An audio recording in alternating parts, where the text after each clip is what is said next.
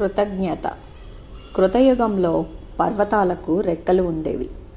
కొండలు, గుట్టలు పక్షుల్లా ఆకాశ మార్గంలో ప్రయాణించేవి. కాస్త అలసటగా అనిపించినప్పుడు భూమి మీదకి వాలిపోయి విశ్రాంతి తీసుకునేవి. తెలుసో తెలియకో ఏ ఆశ్రమం పైనో దిగితే ఆ ప్రాంతమంతా నుజ్జు నుజ్జు అయిపోయేది. యజ్ఞయాగాలకు భంగం కలిగేది. దీంతో తాపసులంతా వెళ్ళి దేవేంద్రుడికి ఫిర్యాదు చేశారు. వెంటనే దేవేంద్రుడు రంగంలోకి దిగాడు. తన వజ్రాయుధంతో వాటి రెక్కలు ఖండించడం మొదలుపెట్టాడు. చివరికి మైనాక పర్వతం వంతు వచ్చింది. అంతా అనుకున్నట్టుగా జరిగితే దాని రెక్కలు తెగిపోయేవే. అంతలోనే చిరకాల మిత్రుడైన వాయుదేవుడు అడ్డుపడ్డాడు. దుమారాన్ని సృష్టించి మైనాక పర్వతం ఆ పెనుగాలికి కొట్టుకుపోయేలా చేశాడు. నడి సంద్రంలో ఆశ్రయం కల్పించాడు.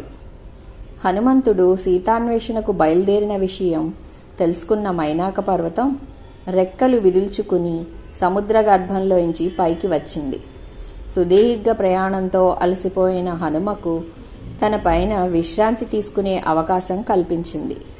అయినా హనుమ సున్నితంగా తిరస్కరించాడు. లంక దిశగా ప్రయాణం అవుతూ, మిత్రమా, మీరెవరో నాకు తెలియదు, ముఖపరిచయమైనా లేదు, అయినా ఎందుకింత ఆదరం చూపారు అని అడిగాడు కుతూహలంతో. వాయుపుత్ర, మీ తండ్రి గారు నాకు ఓ గొప్ప ఉపకారం చేశారు. ఆ సాయం మరువలేనిది. ఇప్పుడు నేను ఇలా ఉన్నానంటే ఆయనే కారణం. ఇన్నేళ్లకు ఇలా రుణం తీర్చుకునే అవకాశం వచ్చింది అంటూ గతాన్నంతా పూసగుచ్చినట్టు చెప్పింది మైనాక పర్వతం. సుందరకాండలో ఉంది కథ. కృతజ్ఞే నాస్తి నిష్కృతి.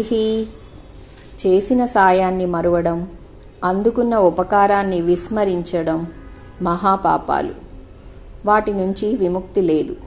అదే సమయంలో కృతజ్ఞతను మించిన మహావ్రతం లేదు. మైనాకం వ్యక్తిత్వం హిమాలయమంత ఉన్నతమైనది.